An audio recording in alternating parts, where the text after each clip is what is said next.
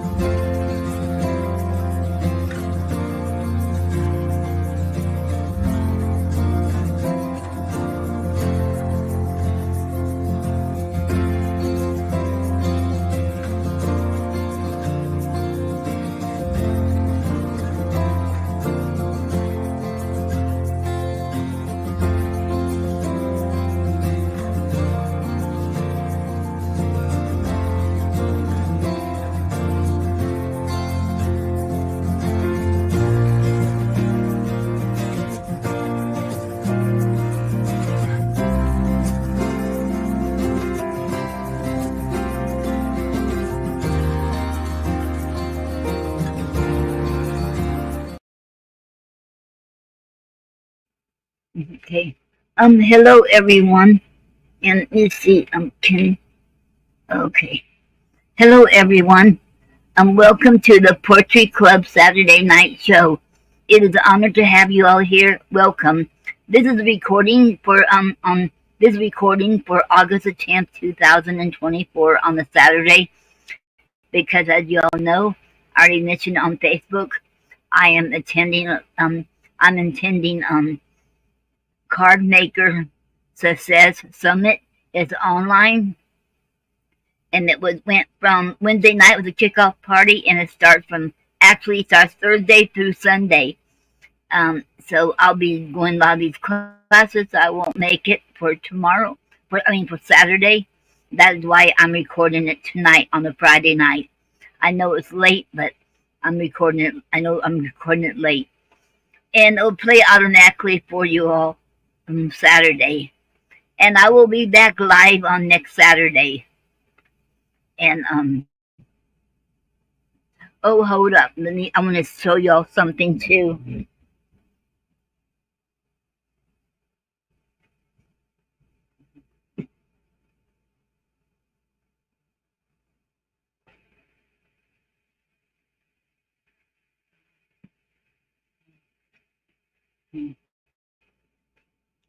Okay. I am before we get started, I am so proud of this. I hope y'all can see this. I made this for someone, and okay, I want to show you the one I really like. Let me find it here. This is the one I really like. This is like an anniversary card, and it's a 3D for anniversary. And if you want, somebody wants it for Valentine or another something else, I will do it. But I made this for somebody, a friend of mine, and she's buying it from me. So this is one of my favorites too. I'm saying Happy New Year's card. I love that. I made that as a glitter, and that was a dark blue cardstock, and behind it, and I put this on the white card. And this is a poem I wrote for it. Okay. And I got so many different kinds. And okay, I just want to show it to you all. I am so proud of that.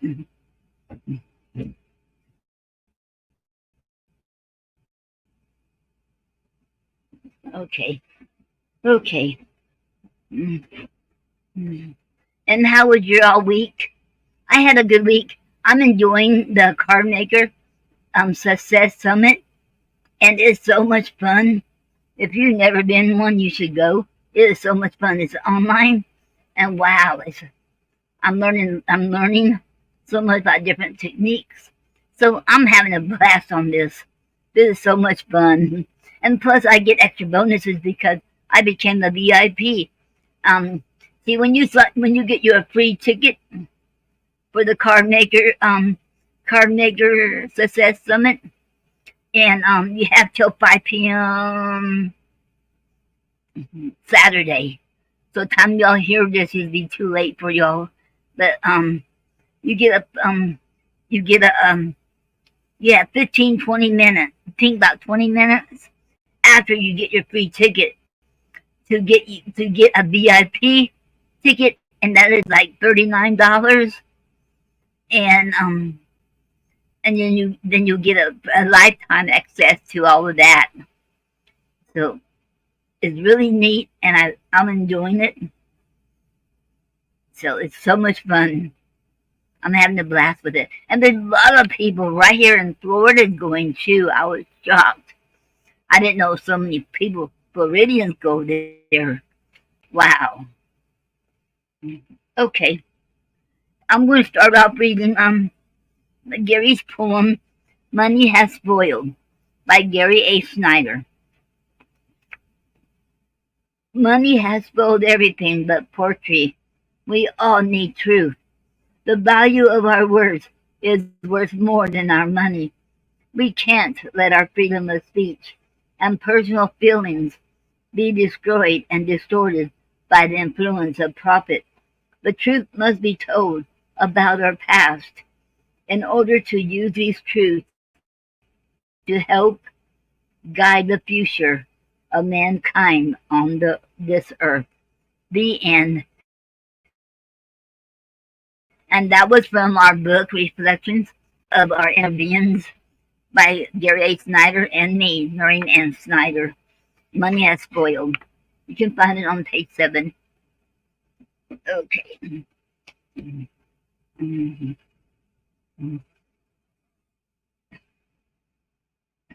Okay. Okay. And next Saturday I'll play one of Gary's song or hit one of his tracks next Saturday. Okay. Okay. The first poem I'm going to read of Elizabeth Barrett Browning is called "Finite and Infinite" by Elizabeth Barrett Browning. The wind sounds only in opposing straits. The sea beside the shore, man's spirit rends, is quiet only up against the ends of wants and oppositions, loves and hates, where, worked and worn by passionate debates, and losing by the loss it apprehends, the flesh rocks around, and every breath it sends is ravelled to a sigh. All torture states suppose a straitened place. Jehovah Lord, make room for rest around me, out of sight.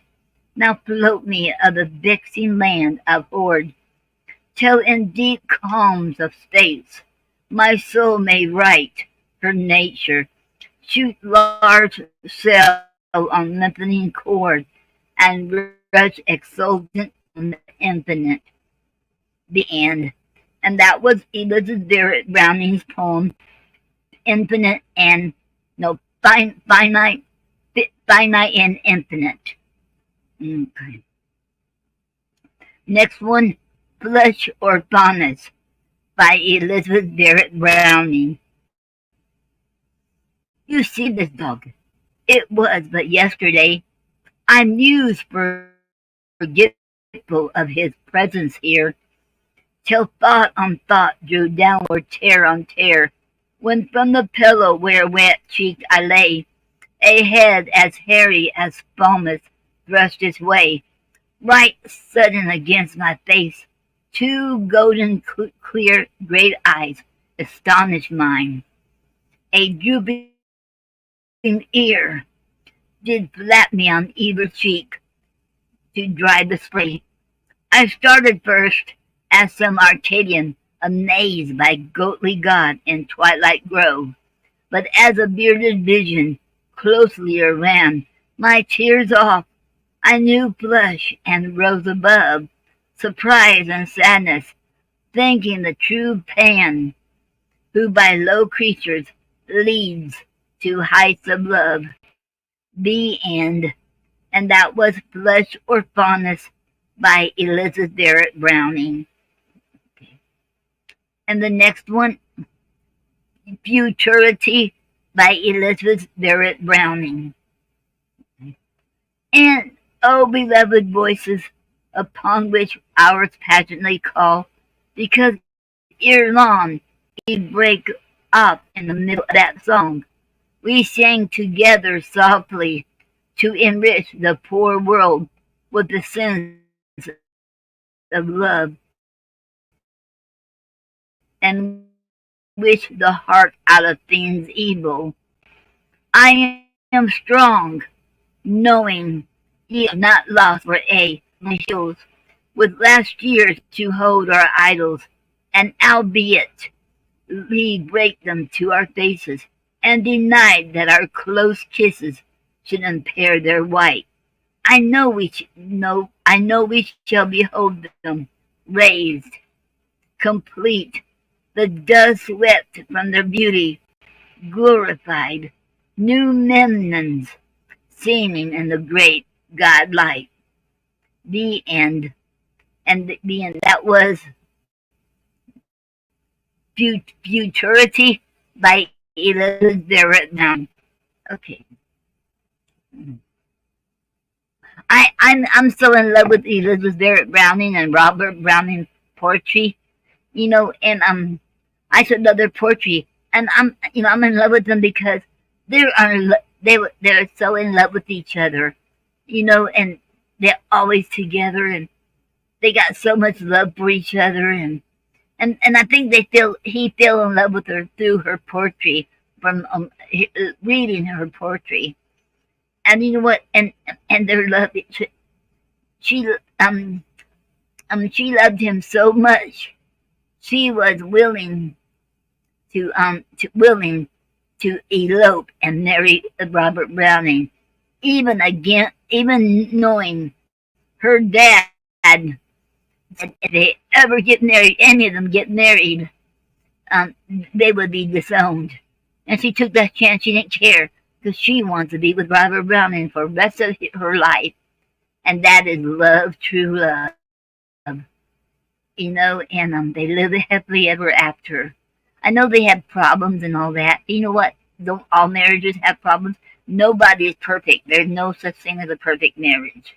I know that. And you know what? But their love for each other, and you need to get their book about their marriage. I'll tell y'all next Saturday the name of the book. I can, but it is a must read. If you don't read anything else of Elizabeth Barrett Browning and Robert Browning, read their book about them. And the one who wrote the book, she went did a lot of research. So I have a lot of respect for her. Did her homework and did a lot of research to get the facts right. Okay, and I read that book. It's been a while since I read it, a long time ago. Okay.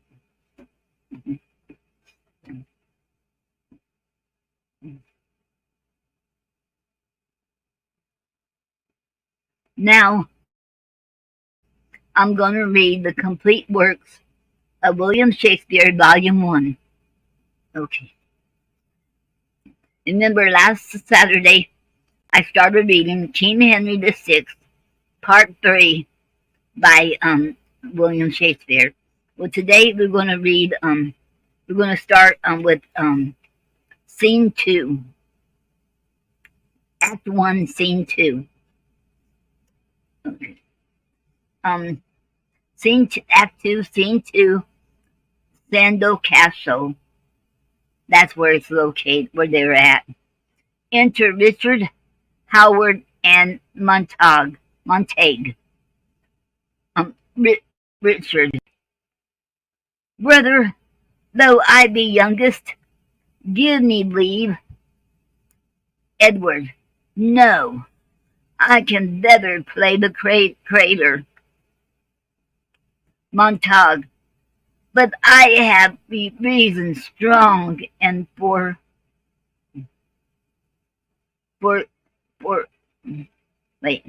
Montague, but I have reasons strong and forcible. Enter the Duke of York. Why, how now? Sons and brother, is at a strife? What is your quarrel? How began it first? Edward. No quarrel, but a slight contention. York. About what? Richard. About that which concerns your grace and us. The crown of England, father, which is yours. York. Mine, boy? Not till King Henry be dead. Richard.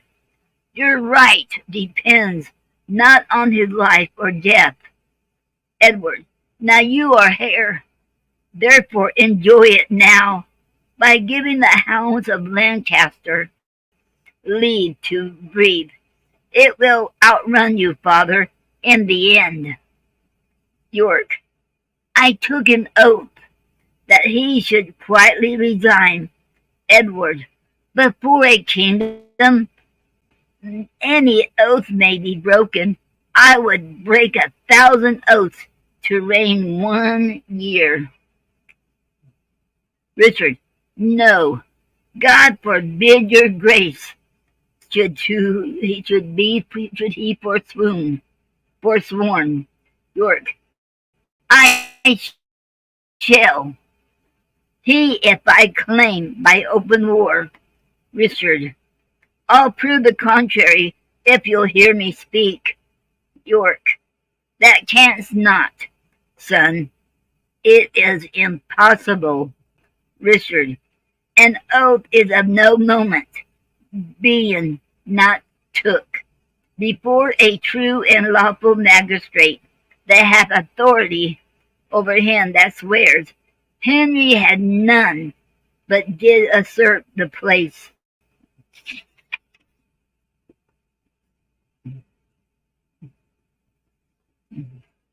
Then seeing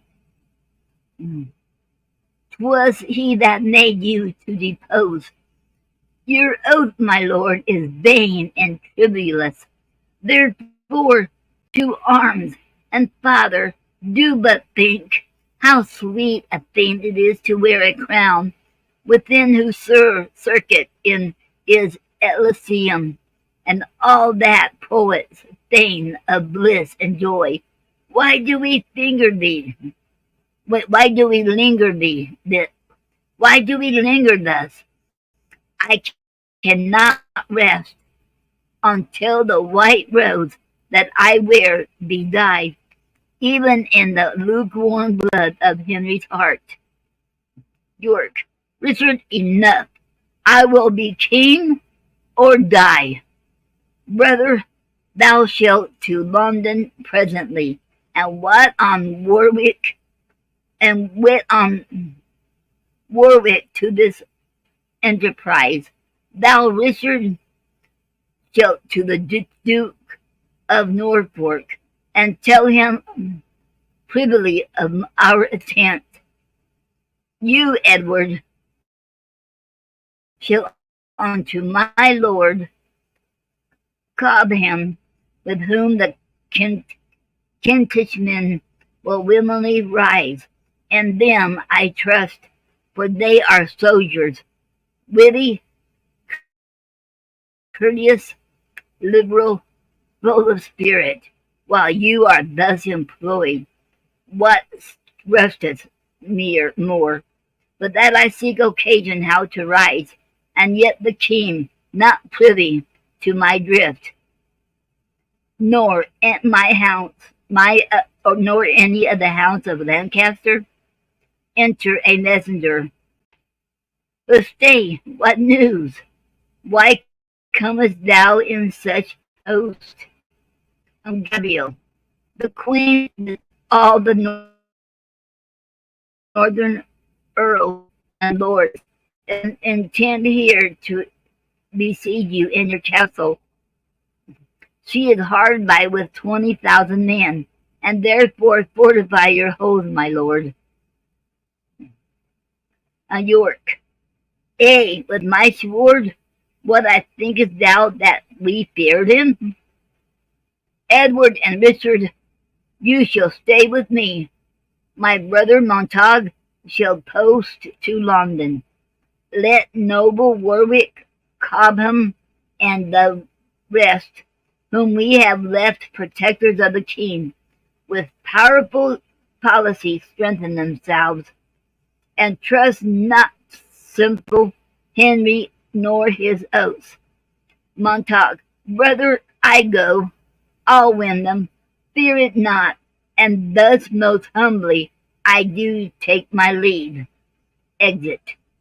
Enter Sir John Mortimer and Mortimer, York. Sir John and Sir Hugh Mortimer, mine uncles, you are come to Sandal in a happy hour. The army of the Queen mean to besiege us. Sir John, she shall not need. We'll meet her in the field. York, what, with 5,000 men? Richard, ay, with 500, father, for a need. A woman general, what should we fear? A march afar off. Edward, I hear their drums. Let's set our men in order, and issue forth, and bid them battle straight. York, 5 men to 20, though the odds be great. I doubt not, uncle, of our victory. Many a battle have I won in France, when as an enemy have been 10 to 1. Why should I not now have a like success? Alarum exit.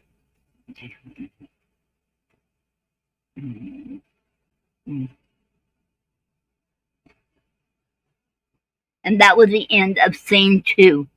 Scene 3.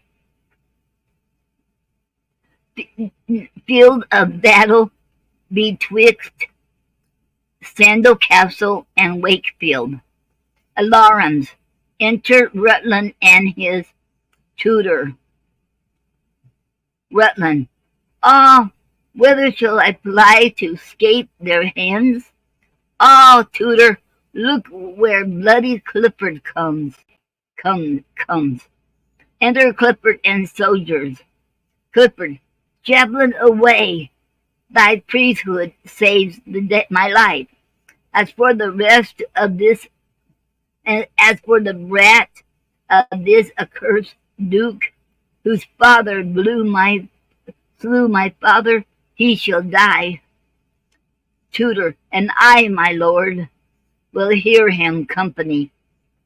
Will bear him company. Clifford, soldiers, away with him. Tutor, ah, Clifford, murder not this innocent child. Let thou be hated both of God and man. Exit. Dragged off by soldiers. Clifford, how now, is he dead already, or is in fear that makes him close his eyes? I'll open them. Clifford, so looks the pin-up lion over the wretch that trembles under the devouring paws, and so he walks, insulting over his prey, and so he comes to rend his limbs asunder.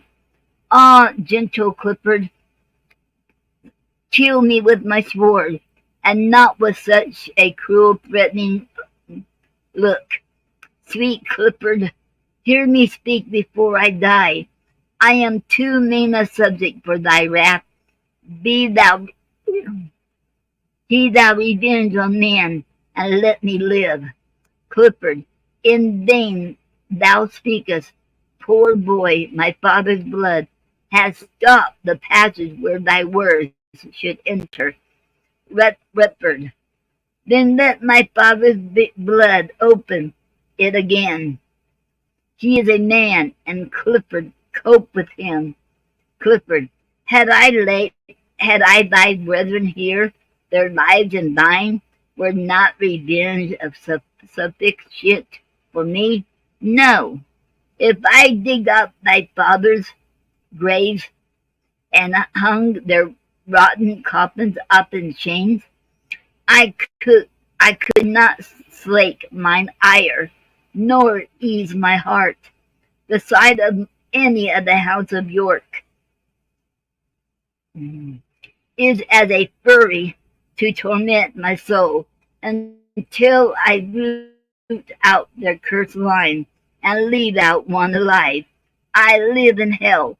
Therefore, lifting his hand, Redford, oh, let me pray before I take my death.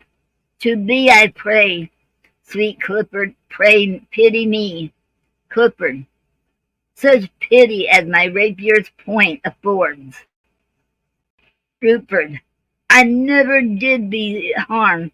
Why wilt thou slay me? Clifford, thy father hath. Rutherford, but 'twas ere I was born. Thou hast one son, for his sake pay me, pity me, lest in revenge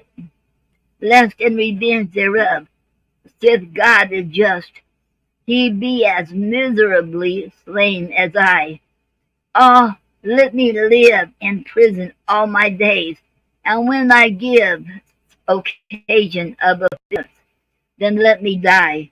For now thou hast no cause. Clifford, no cause? Thy father slew my father, therefore die. Stabs him.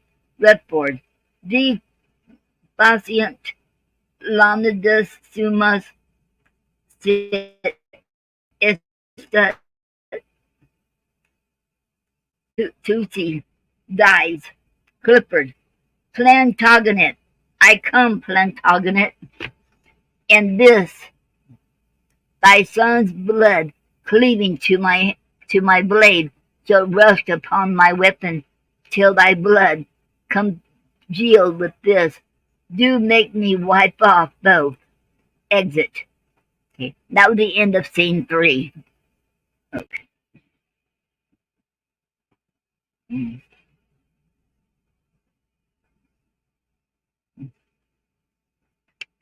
mm, mm. Scene 4. Another part of the field. Alarum. Enter Richard, Duke of York. York. The army of the Queen hath got the field. My uncles both are slain in rescuing me, and all my followers to their eager foe turn back and fly like ships before the wind, or lambs pursued by hunger-starved wolves. My sons, God knows what hath bechanced them, but this I know, they have demeaned themselves like men born to be known by life or death. 3 times did Richard make a lane to me, and thrice cried, Courage, father, fight it out. And full as oft came Edward to my side, with purple falchion printed, but painted to the hilt, in blood of those that had encountered him. And when the hardiest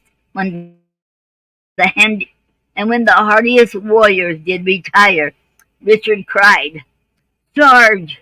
I give no foot of ground, and cried, A crown, or else a glorious tomb, a sceptre, or an earthly sepulchre.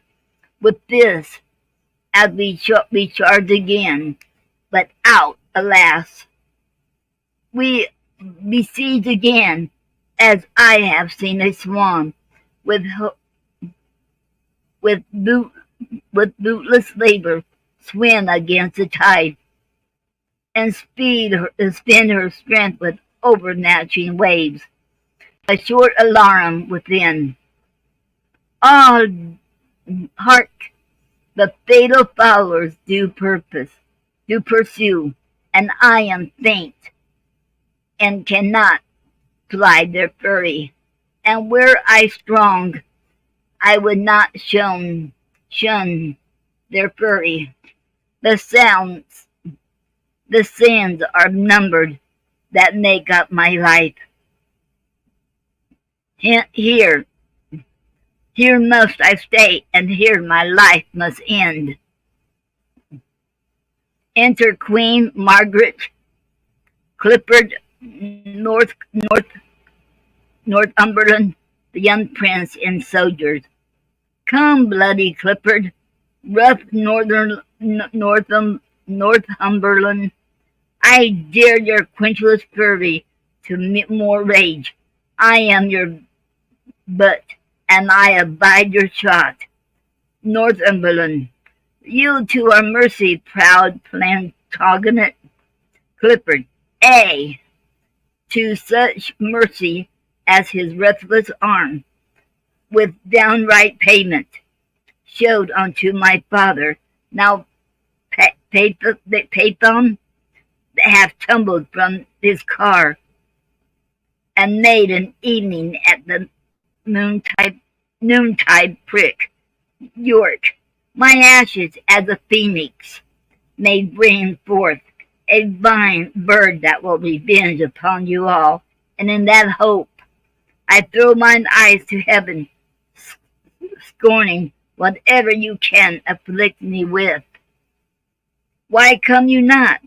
What, multitudes and fear? Clifford, so cowards fight when they can fly no further, so doves do peak the falcon's piercing talons. So these desperate thieves, all hopeless of their lives, breathe out incentives and victims against the officers. York, oh Clifford, but bethink thee once again, and in thy thought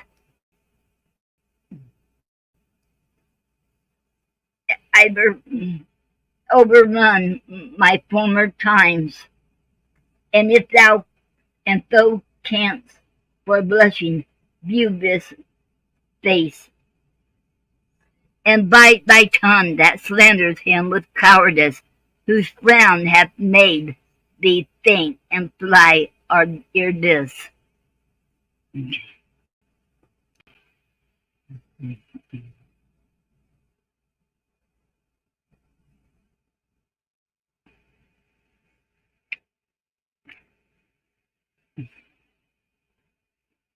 Clifford, I will not bandy with thee word for word, but buckle with thee blows twice for one. Queen Margaret, hold, valiant Clifford, for 1,000 causes I would prolong a while the traitor's life. Wrath makes him deaf. Speak thou, Northumberland, hold Clifford. Do not honor him so much to prick thy finger, though to wound his heart. What valor were it, when a cur doth grin, for me to thrust his hand between his teeth, when he might spurn him with his foot away. It is war's prize to take all vantages, and 10 to 1 is no impeach of valor. Okay. They lay hands on York, who struggles.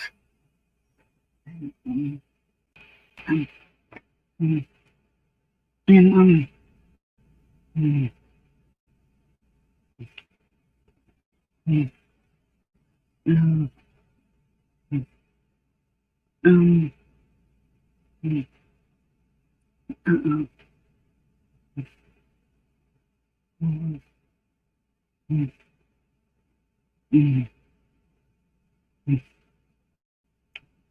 okay,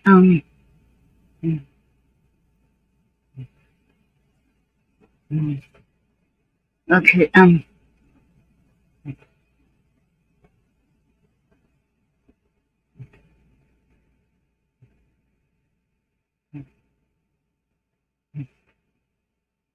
okay. Clifford, A,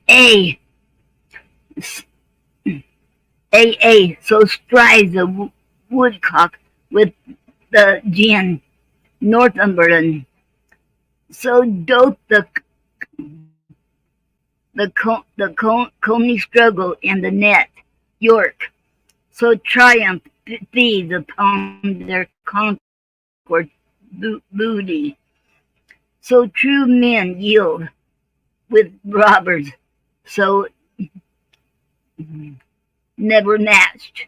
Northumberland. What would your grace have done unto him now? Queen Margaret. Brave warriors, Clifford and Northumberland, come, make him stand upon this molehill here that that wrought at that wrought at mountains with outstretched arms, yet parted but the shadow with his hand. What was it you that was the England's king? Wasn't you that rebelled in our parliament and made a preachment of your high descent? Where are your nest of sons to back you now? The wanton Edward and the lusty George? And where's that valiant crook-back prodigy, Dicky, your boy, that with his grumbling voice was wont to cheer his dad in mutinies? Or with the rest, where is your daring Rutland? Look, York, I stained this napkin with the blood that valiant Clifford, with his rapier's point, made issue from the bosom of the boy. And if thine eyes can water for his death, I give thee this to dry thy cheeks withal. Alas, poor York, but that I hate thee deadly, I should lament thy miserable state. I prithee grieve to make me merry, York. What hath thy fiery heart so parched thine entrails, that not a tear can fall for Rutland's death? Why art thou patient, man? Thou shouldst be mad, and I to make thee mad. Do mock thee thus, stamp, rave, and fret, that I may sing and dance. Thou wouldst be feared, I see, to make me sport. York cannot speak unless he wear a crown. A crown for York, and lords, how bow low to him. Hold you his hands, while as I do set it on, eating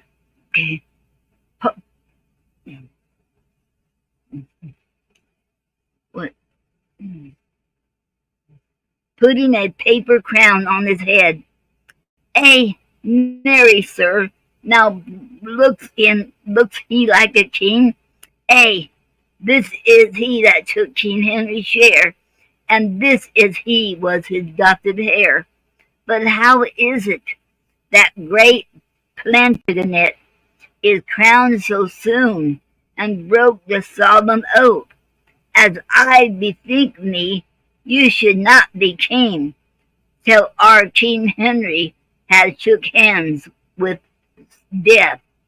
And will you pale your head in Henry's glory, and rob his temples of the diadem? Now in his life against your holy oath? Oh, 'tis a fault too unpardonable. Off with the crown, and with the crown his head, and whilst we breathe, take time to do him dead. Clifford, that is my office for my father's sake. Queen Margaret, nay, stay. Let's hear the Christians he makes. York, she wolf of France, but worse than wolves of France, whose tongue more poisoned than the adder's tooth. How ill-beseeming is it in thy sex to triumph like an Amazonian troll upon their woes when fortune captivates, but that thy face is wizard-like, unchanging, made impudent with use of evil deeds. I would essay, proud queen, to make thee blush, to tell thee whence thou camest, of whom derived, were, were shame enough to shame thee. Weren't thou not shameless?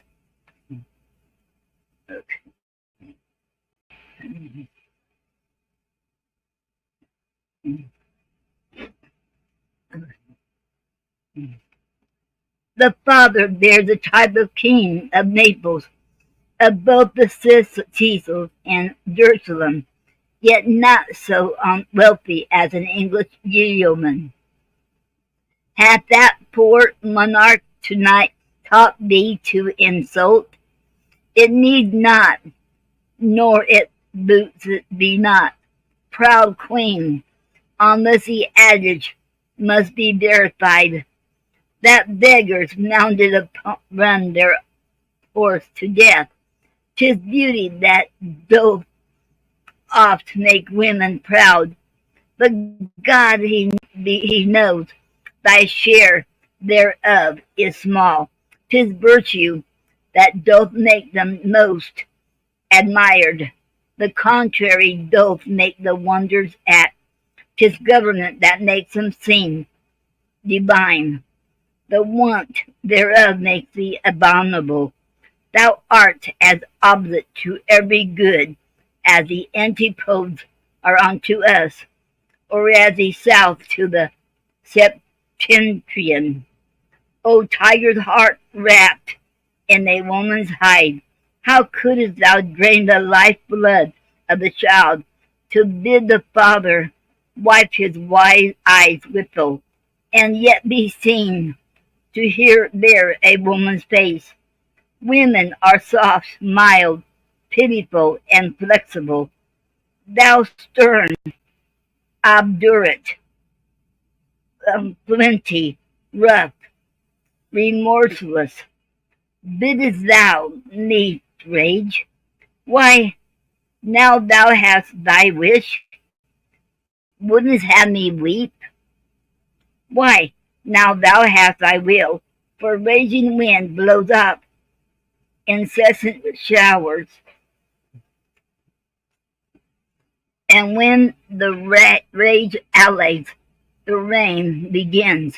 These tears are my sweet Rutland's obsequies, and every drop cries vengeance for his death.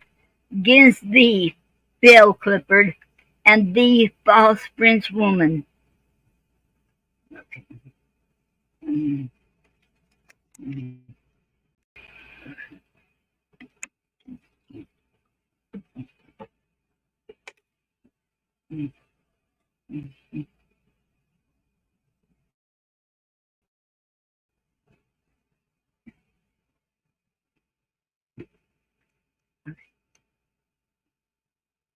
At Northumberland,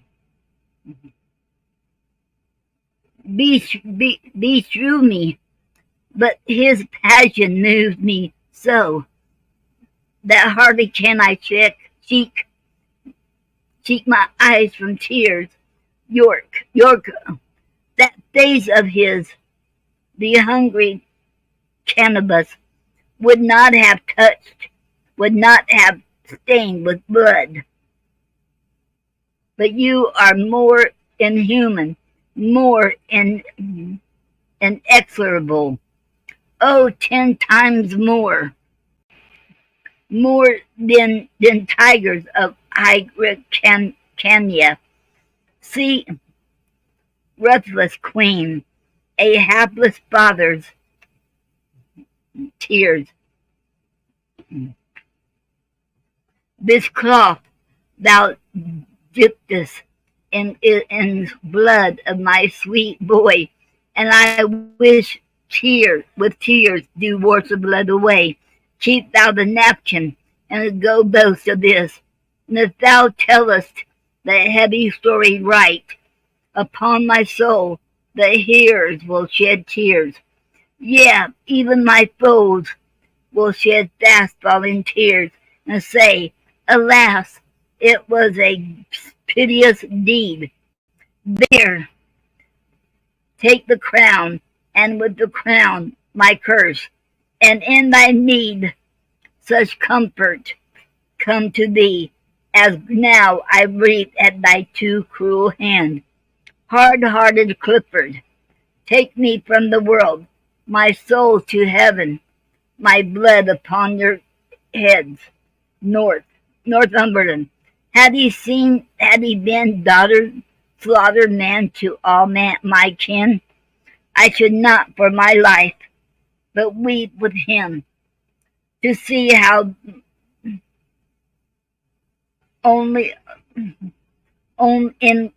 sorrow stripes his soul. Queen Margaret, what weeping right, my lord Northumberland? Think but upon the wrong he did us all, and that will quickly dry thy melting tears. Clifford, here's for my oath, here's for my father's death, stabbing him. Queen Margaret, and here's to right our gentle-hearted king, stabbing him. York, open thy gate of mercy, gracious God. My soul flies through these wounds to seek out thee, dies. Queen Margaret, off with his head and set it on York gates, so York may overlook the town of York. Flourish, exit. That's the end of Act 1. And next Saturday, I'll start reading Act 2, and it will be live next Saturday. Remember, this is a recording.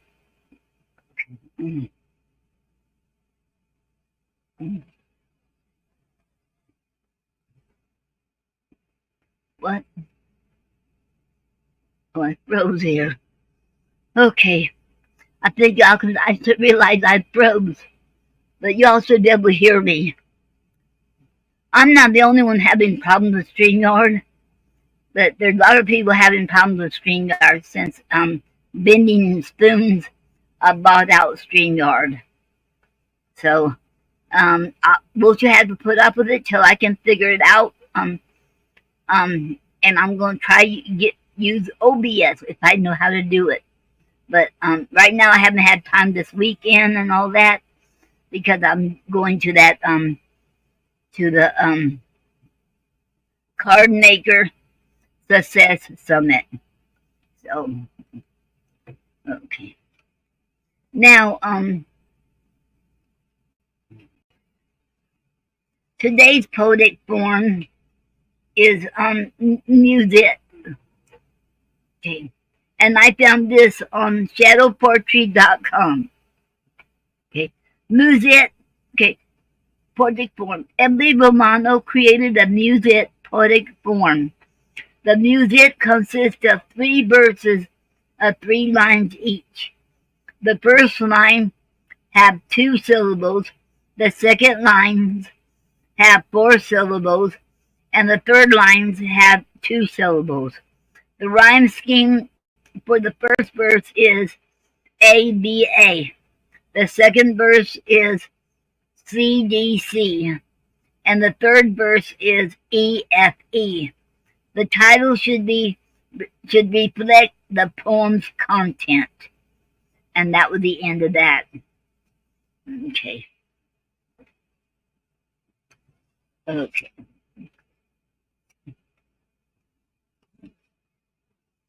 Okay, and okay, and today's word is called transmarine, and it's spelled TRANSMARINE. And transmarine is an adjective. Origin is Latin, late 16th century. And definition, the first definition is situated or originating on the other side of the sea. Second definition is of or involving crossing the sea. Okay.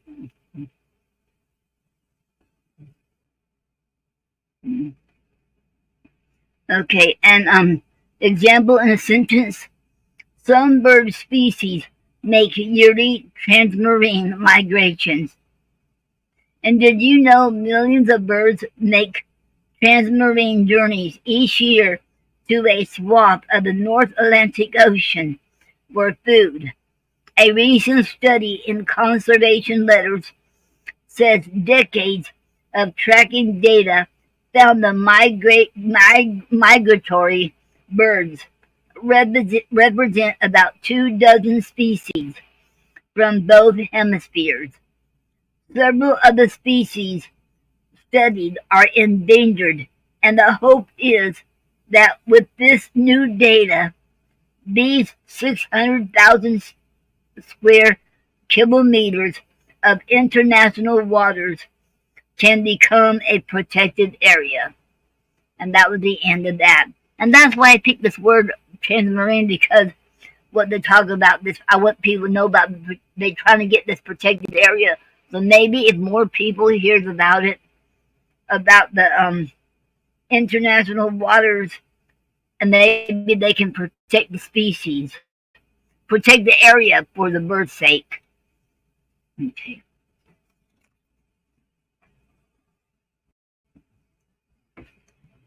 Okay.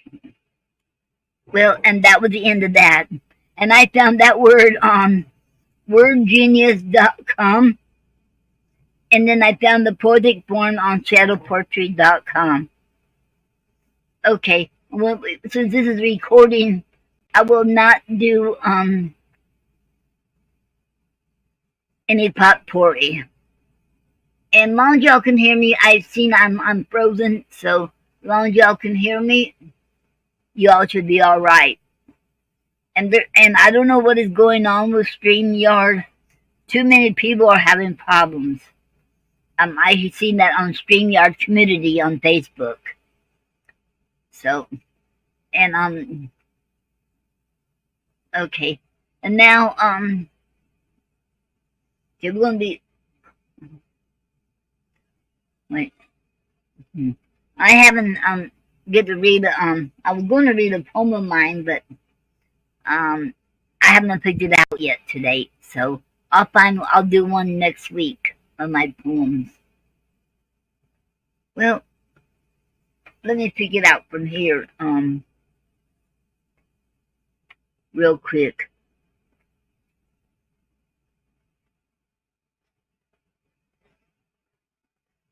Okay, here's one. I really like this one, called This Parchment Paper by Me. Okay, this is in my book, Reflections of Our Inner Beings, on page 25. This parchment paper by me, Noreen Snyder. I have been naked for so long. Come and dress me with your words, simple or fancy, it doesn't matter. Should make me come alive. I just want to dance to the flow of your pen. I want to see your pen, forming words of a poem. I want to smell the aroma of the fresh ink flowing on me as I dance to the tune, to the flow of your pen. Oh yes, I have been naked for so long. Now you dress me just beautifully with your words. The end.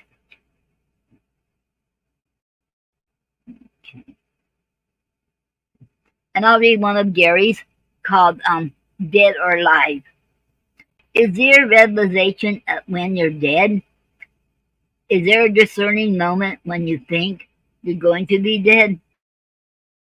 Or when you believe you're going to be dead? At this moment, will you realize and know what you will not give up and you will fight for until your death? The End. And that was by Gary A. Snyder, Dead or Alive. And you can also find that on page 20 on Reflections of Our Inner Beings. Okay. Okay. I have come to the conclusion now, and I know this is short, but and I know it's late when oh my God, I didn't know that late. I'm recording it late tonight. And okay. And I hope y'all enjoyed this show. And I want to thank you all for coming here, even though it's recording. And thank you very much. And next Saturday, I'll be back on live. I'll be back alive on here. Okay. And I wish you all have a good night, good weekend, and a good week. And I'll see y'all next week. Remember, I love you all, and God loves you too. Remember, you're never too old or too young to live your dreams. Okay, and God bless you. God bless you all. And to the ones who's in Hurricane Debbie's path or any of the storm path, and I should pray you all are safe and be safe and stay safe. And I've been praying for you all, and I hope everyone is okay. And y'all take care, and I'll see y'all next week. I'll be back alive. Thank you all for your support. I want to thank everyone for your support and believing in me. Thank you all. Have a great evening. Good night. And you have been listening to the Poetry Club Saturday Night Show on August the 10th, 2024 with host Noreen Snyder. Thank you all.